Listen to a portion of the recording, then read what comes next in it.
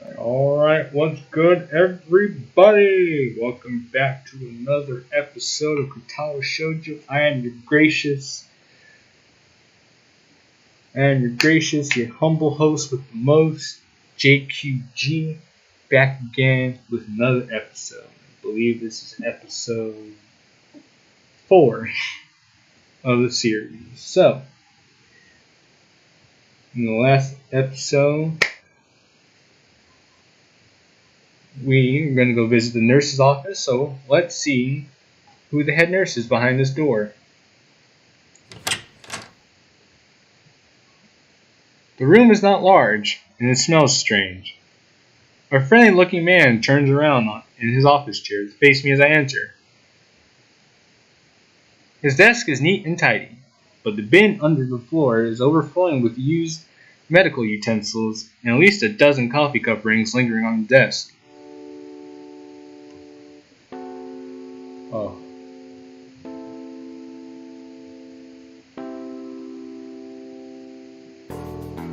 Take a moment to appreciate the music. This is hands down one of my favorite tracks of this entire game.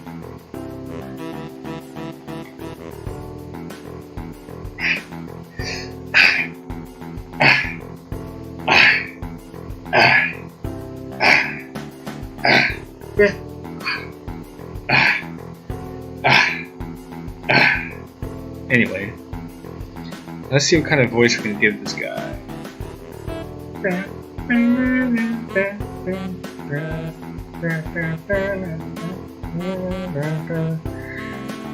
Let's see, he looks kind of jovial.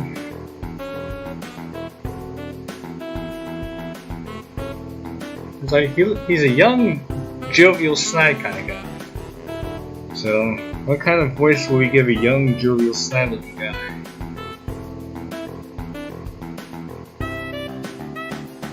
So, hello there! What can I do for you today? No, that doesn't work.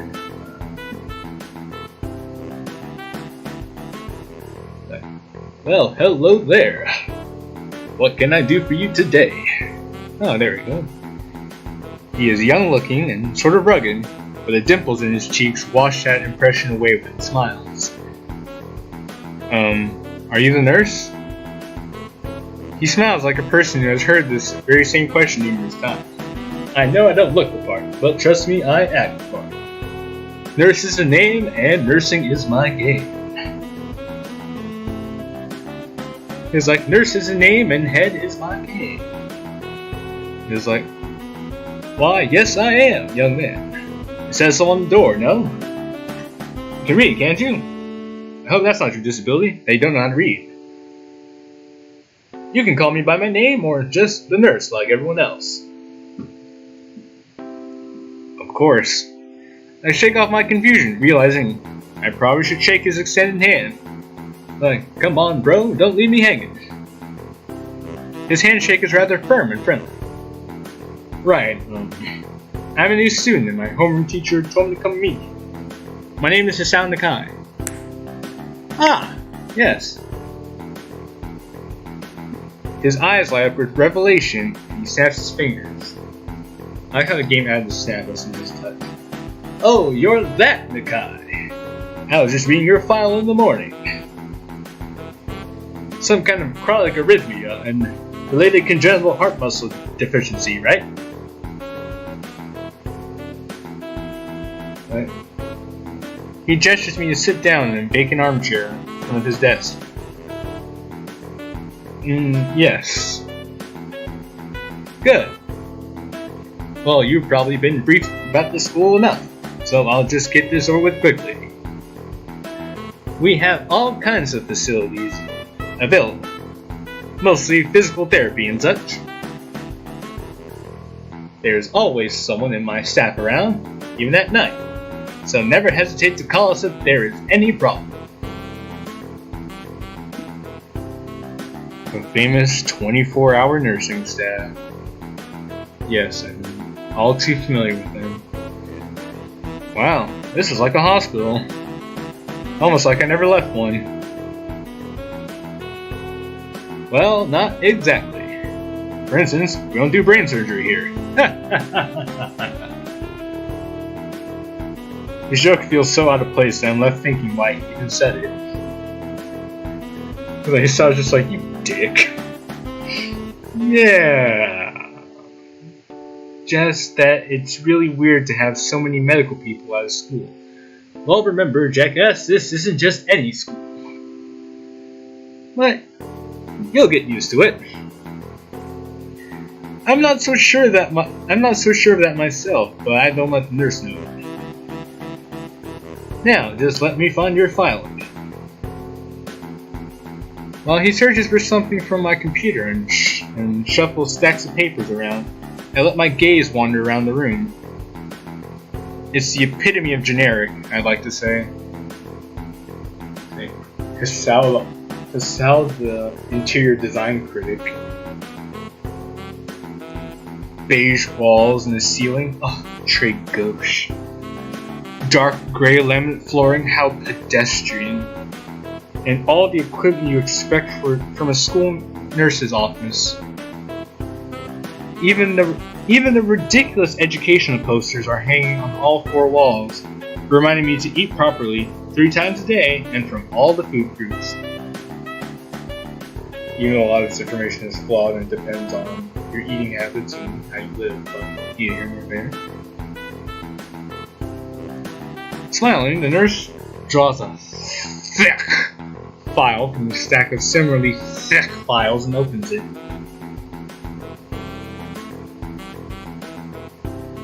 So, you've already had medication for the arrhythmia. Just remember to take your pills every morning and evening, or it won't do you much help. Apart from that, do you play any sports? Like rash stuff, like, I don't know, boxing? It look like you know how to take a punch or two. He grins to his own joke, but I don't. I'm not amused. Well, I played soccer occasionally with some classmates. Well, alright, Mr. Superstar over here. I'm afraid I would have to recommend you refrain from doing that. Ever again. Or at least, for the time being. Oh.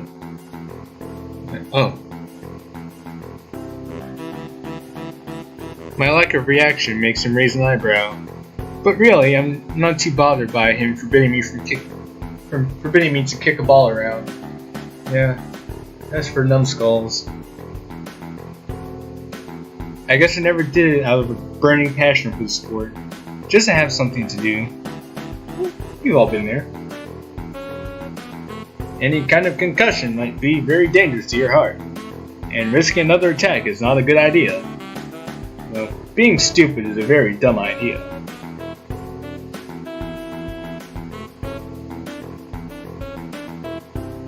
Was the previous one caused by a sudden concussion to the chest area? There was no mention of the cause in your papers. Not exactly. It was caused by the girl in my dreams confessing to me, and I literally couldn't take it. Literally, my heart couldn't take it.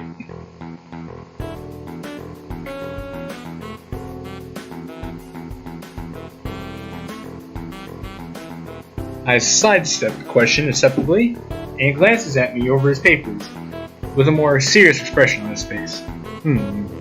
This is my serious expression. So, you need to keep your body healthy, so some exercise would do you good. We have physical therapy and such available, as I said, but I don't think you really need such heavy measures. Just get some light exercise regularly. Brisk walks or even light jogging, jump roping, that sort of thing. Swimming, maybe. There's a pool here, after all. No, you have that pool, right? It's just totally for official purposes, I might add. Me and the staff don't have wild, crazy pool parties at night when everyone's asleep. So I was told. Oh, you were. Very good. At any rate, I'm sure you've been told this before. You just need to take care not to overexert yourself. He wags his finger to emphasize the point. No need, really. I've heard this 1,000 times already. So people keep telling me to be careful and look out for my own welfare. Gosh, it's so annoying. Absolutely no unnecessary risks. Take care of yourself. Yes, Dad. Okay. He goes over my papers one more time and sets them on the desk. Obviously content. Good. That's it then. Come meet me if you ever need anything. Go on, get out of here. I motioned out before I even realized it. A quick visit indeed.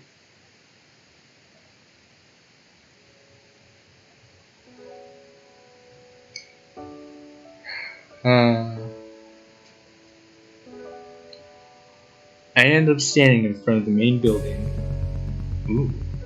Oh, that drop was hot. Ooh. I ended up standing in front of the main building and the auxiliary building. Although, to my eyes, they still look one and the same.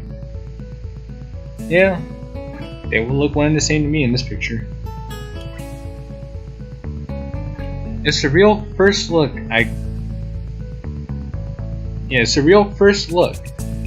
It's the first real look I get at the other students, so I watch people coming out of the school going toward the gates of the dorm.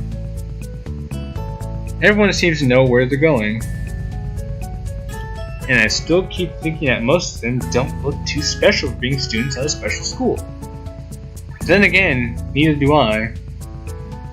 I'm just your average kid that no one understands in anything but average school. All the nursing staff and teachers always giving me commands. Does that make me one of them? Ugh. One of us? A hive mind? The board? We are Legion. Dots. I should go somewhere to prevent me from getting lost. And in my mind off these weird thoughts I'm having. It's around dinner time, but I feel tired instead of hungry. The weariness in me only grows as I trudge toward the dorms. Set a little way apart from the main building complex. There is a garden of sorts between the school and the dorms. Shrubbery, flowers, and that overbearing smell of fresh cut grass fills the atmosphere. It makes you sneeze a little with its intensity. It dawns on my tired mind that the smell feels novel because I haven't been outside at all for so long. You know, it reminded me of this YouTube video I saw where there were these cows that were stuck in a stable for so long. They were stuck in there for like months, and then they were let outside to experience grass for the first time. And you just see them frolicking around, rolling around in grass. It's one of the most precious things I've ever seen on the internet. So him saying that now reminds me of that. It's a really cute video. The dorm building is big and made of red brick. Like the others, it feels way too pompous for what it is. So I push forward, going inside. It takes more time than necessary to fish out the key I was given from my pocket. Room 119 comes after 118 and comes before 120. Despite the ornate exterior, the inside of the dorm is fairly new, functional, and boring. Just like the main building, the halls and doors are wide enough to accommodate wheelchairs. The same goes for the elevator at the end of the hallways. I poke my head around the corner of the common room door. Inside, a few students are watching the television. One nods and gives me a quick hello before turning back to the TV. I wonder what they're watching in there. seems that only the girls around here are sociable.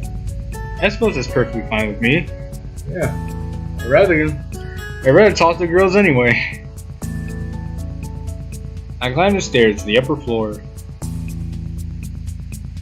Ah, moving day. Here, small corridors branch off from the main hallway. Each of these minor halls seem to have a toilet and a shower, as well as 4 rooms. About halfway down, I spy room 119. The nameplates on the room adjacent to mine are blank. I guess there are just 2 of us here. Light shines from beneath the door of 117 or 117, so I knock lightly. Hello? Is anyone home? Oh boy, we're about to meet one of the most provocative characters, putting it lightly. By provocative, I mean very annoying characters.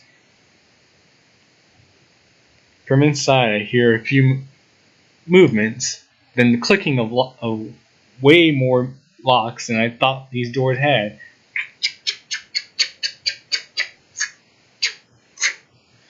After a moment, the door squeaks open. A bespectacled boy is standing in the doorway. He is looking at me very intently through his extremely thick glasses with his discount Harry Potter looking ass.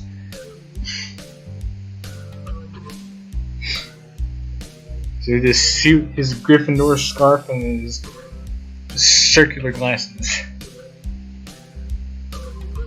Bespectacled hallmate. Who is it? Blind? No, at least not completely. Why would he have eyeglasses if he was? He leans closer to me until our noses are almost touching.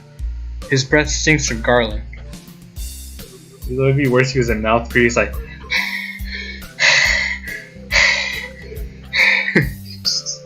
He'd be like a filthy mouth breather.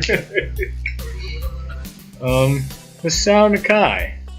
I'm moving in to the next room. I thought I should introduce my... His face suddenly brightens in realization and stands back upright, thrusting his hand out in a smiling greeting, almost straight into my diaphragm. Ah, sup, dude? Name's Genji. Ah, hi.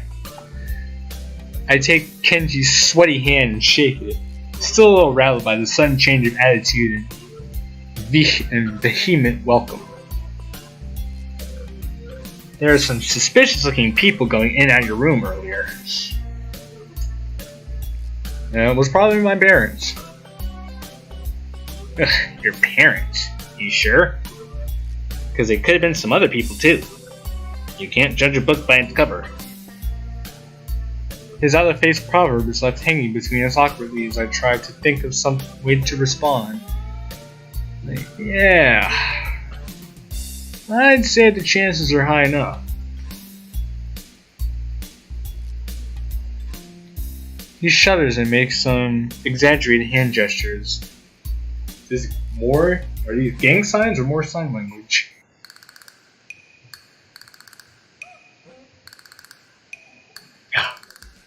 Yeah. Oh, this seems fresh. Ugh, you're a brave man, Hisao. Me? I don't think I could trust the chances. The only one I trust is myself, and even then I cut the deck. Does that mean I shouldn't get to know you either? He thinks about this for a while. A wise decision. Listen to him now, Hisao. Get out. Get out now. It's like, damn. You're smarter than you look. Probably. I can't tell because I can't really see. What do you look like? I hope not smart. Because then you outshine the master. You never outshine the master.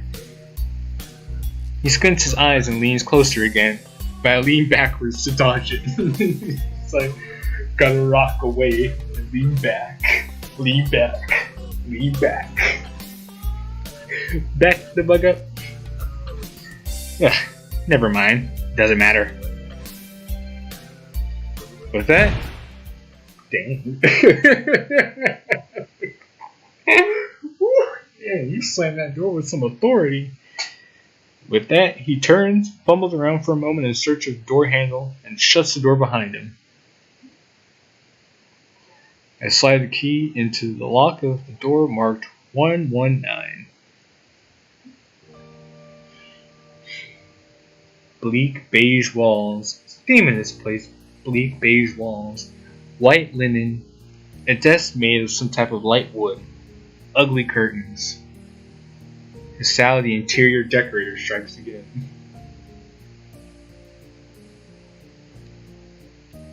It's no one's room. Impersonal. Like my hospital room was.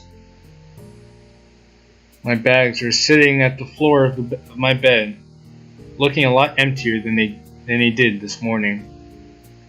The closet is sitting open, stocked with my clothes. Thank you, Mom and Dad, for being my personal maid service. Also, it seems that there's a number of school uniforms hanging there as well.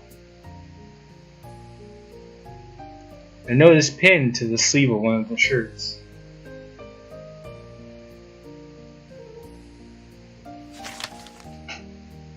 Hi, Hugh-chan.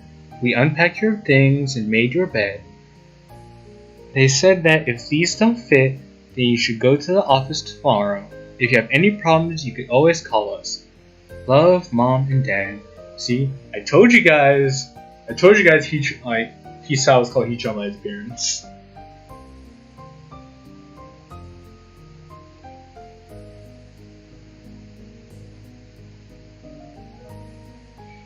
Well, at least I don't have to worry about unpacking.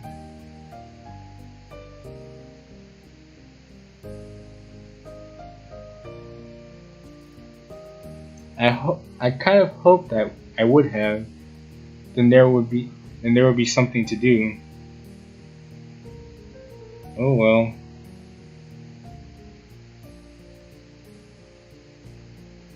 It's still too early. I have nothing else to do. I put the note down on the desk and lie down on the bed, feeling drained.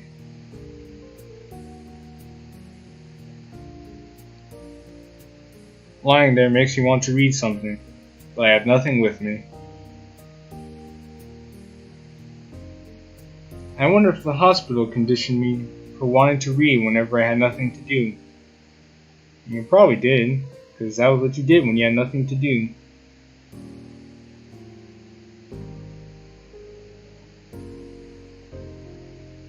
The restless urge just keeps growing until I have to stand up. Maybe it's stress or something. I was pretty nervous about it before coming, and for the entire day today too. I still am, I think. Damn.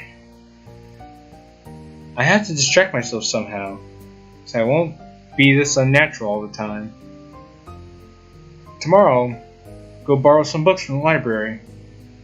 If only I asked Shizune where that was instead of wondering how she became deaf. Yeah, I'll do that. But for now, the bottle of medication neatly arranged on my night table catches my eye.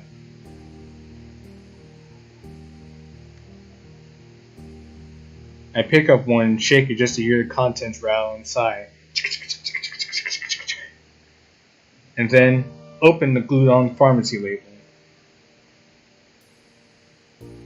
The Sound Nakai. 2 tablets daily to stay alive. Staying alive, staying alive. Staying alive, staying alive. It doesn't really say that, but could just as well have side effect. Medicine may cause an internal psychological trauma. It's kind of twisted, having life dependent on chemicals like this. I resent it a little, but what choice do I have? This is now my burden to bear.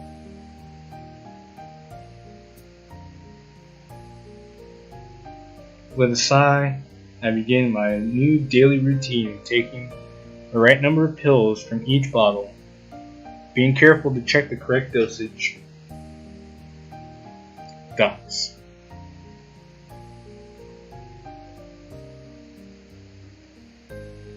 I lie down again, feeling hollow and uncertain, and after that, I keep staring at the blank, unfamiliar ceiling for a long time.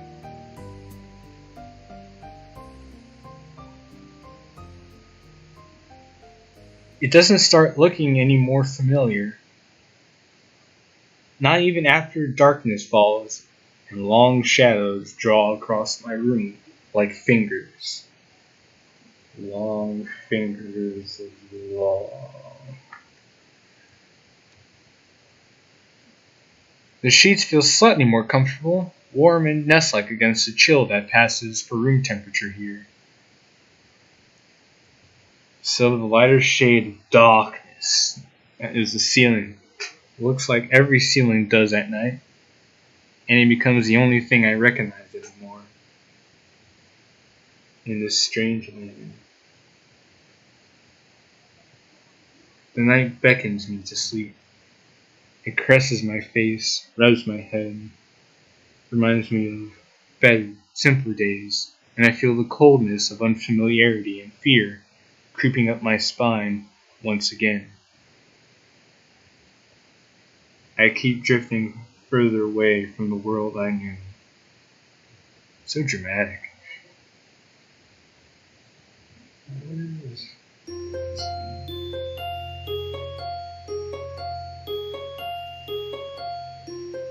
So we transition to the next day. The next day. I wake up in a strange room. Solid morning light shimmers against the light gray ceiling. I had forgotten to draw the curtains closed last night. Eh? Exclamation mark, question mark? This is my room, isn't it? It's like my room. This is the third room this year I'm supposed to call mine. Various things around here remind me that indeed it's me who is supposed to be the one living here. See my clothes, my bags, my medicine with my name on it, my crippling depression. It's all here. It reminds me that this is my room. My bag's on the floor, my new school books on the desk, my numerous medications on the table. I promise you. It's so funny because I still. It's really funny.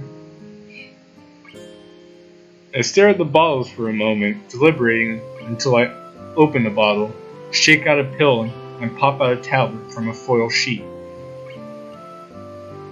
I down them with a chaser of water without thinking about the chemistry. My uniforms are in the closet. I slink out from under the sheets and stretch my back before dressing up.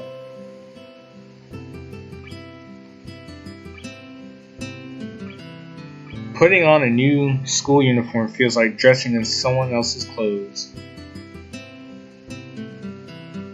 Yeah, I never liked wearing school uniforms. I was so happy when I was able to go to high school for the first time, because all my life I had to wear school uniforms until high school, where I got to wear regular clothes. It felt oh so liberating. The artificial smell of generic detergent invades my nose, but the feeling of fresh cloth against my back is a good one, a natural one. It feels like a school uniform, and it should. It's not much different from what I used to wear before. This goes for other things too. So far this place seems more or less like a normal school.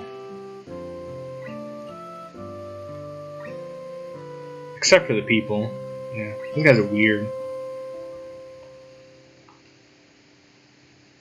I think back to my talk with Kenji yesterday, Misha's constant laughter, and she's in a sweeping sign language gestures.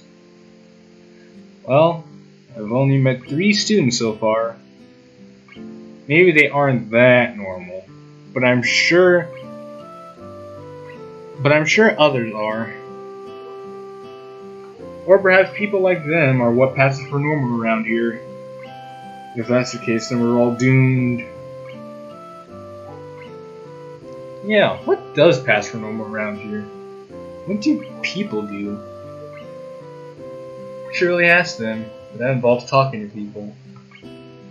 I didn't see a lot of kids hanging around after classes yesterday, so maybe there are clubs? If so, I wonder if I should join one.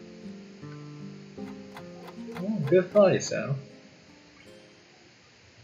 All through class, the question remains on my mind, so I decided to ask Jqilin about it when we were split into groups. After all, she did say if I had anything I wanted to know, I should ask her. Dogs? Dogs.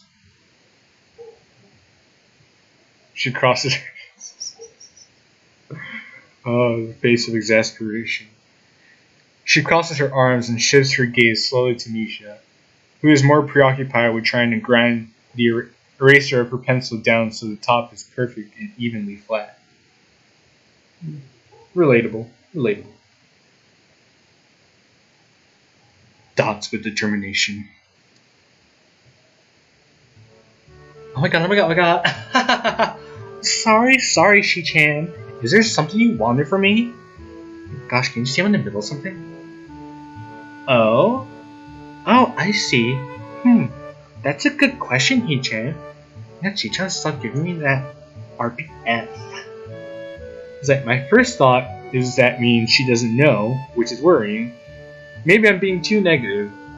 Well, anyway, Misha, please don't prove me right. It's like, don't let me know that. Don't give me the impression that you two know nothing. It's the blind leading the blind. Dots. Oh my god, that's right! Everyone is encouraged to join the club. A lot of people do so because there isn't really anything else to do around here. It's so boring. There's also school events like the festival coming up in a few days. Almost every student in the school tends to help out with it, doing whatever. So, you actually transferred in at a busy time. Maybe you can help out too. Oh my god. He's like, sure. My help is yours. Yes. What's the festival about? Misha freezes. He's like a record scratch. He's like, I actually don't know. We just kind of walk around and eat shit all day. Like, it's what really passes for fun around here.